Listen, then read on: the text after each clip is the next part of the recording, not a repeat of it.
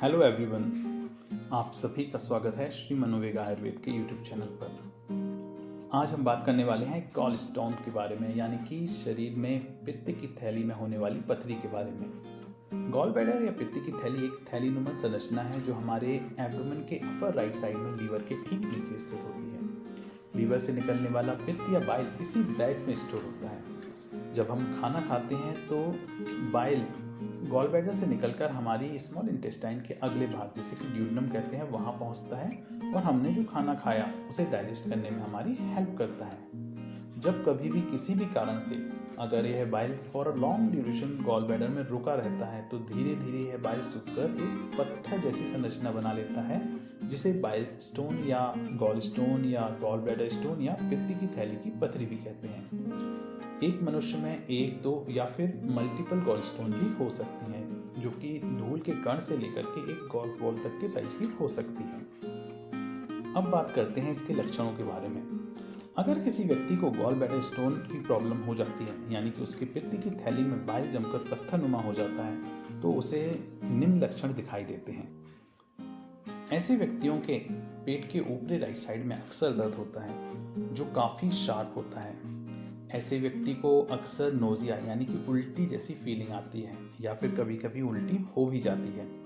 Gall bladder में सूजन की वजह से ऐसे व्यक्ति के दाएं कंधे में भी अक्सर दर्द होता है। साथ ही डाइजेस्टिव प्रॉब्लम्स जैसे एसिडिटी, गैस, ऐसी समस्याएं भी ऐसे व्यक्तियों में अक्सर देखने को मिलती हैं। अगर गॉल स्टोन के साथ साथ गॉल ब्लैडर में कोई इन्फेक्शन भी हो तो व्यक्ति को ठंड के साथ बुखार भी आ सकता है। अगर सही समय पर गॉल ब्लैडर स्टोन का ट्रीटमेंट ना करवाया जाए तो पित्त की थैली में सूजन, पीलिया, सेप्सिस या गॉल ब्लैडर में कैंसर तक होने की संभावना रहती है। तो इससे बचने के लिए अब हम क्या करें? आयुर्वेद हमेशा बीमारियों के ट्रीटमेंट से ज़्यादा बीमारियों से कैसे बचा जाए इस बात पर जोर देता है।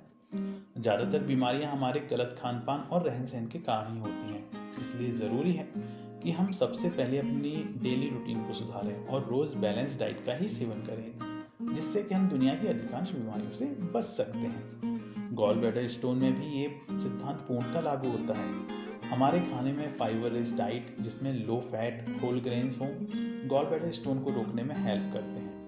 साथ ही एनिमल फैट का इंटेक कम रखें, बटर, मेयोनीज और फ्राइड फूड कम से कम खाएं। रेगुलर एक्सरसाइज करना और बॉडी वेट को मेंटेन रखना भी गॉल ब्लैडर स्टोन से बचने के लिए बहुत ज़रूरी है। आप कुछ आयुर्वेदिक उपाय अपनाकर भी गॉल ब्लैडर स्टोन से बच सकते हैं। रोज़ सुबह खाली पेट 1 चम्मच नींबू का रस लेने पर यह कोलेस्ट्रॉल को कंट्रोल करता है और पित्त की थैली में होने वाली पथरी को रोकता है। ऐसे ही पुदीने के पत्ते डालकर बनाई गई चाय पीने से भी गॉल ब्लैडर में स्टोन नहीं होती। साथ ही पुदीने की चाय से पेट में दर्द, मरोड़, मितली जैसे लक्षण भी कम हो जाते हैं। आयुर्वेद में बताई गई विरेचन क्रिया, जो कि एक non invasive, non surgical method है, उससे भी गॉल ब्लैडर स्टोन के केसेस में बहुत लाभ देखने को मिला है। लेकिन ये क्रिया किसी एक्सपर्ट आयुर्वेदिक कंसल्टेंट के गाइडेंस में ही लेनी चाहिए। इसके अलावा और भी कई सारी आयुर्वेदिक औषधियाँ पित्त की थैली की पथरी को खोलने में कारगर सिद्ध हुई हैं, लेकिन इनका सेवन भी किसी आयुर्वेदिक एक्सपर्ट की सलाह और निर्देशन में ही करना चाहिए। अब अंत में, किसी भी बीमारी के ट्रीटमेंट से ज़्यादा इम्पोर्टेंट है उस बीमारी को होने से रोका जाए। इसलिए अपनी डाइट और रूटीन को मॉडिफाइड करें और गॉल ब्लैडर स्टोन जैसी कई सारी बीमारियों से बचें।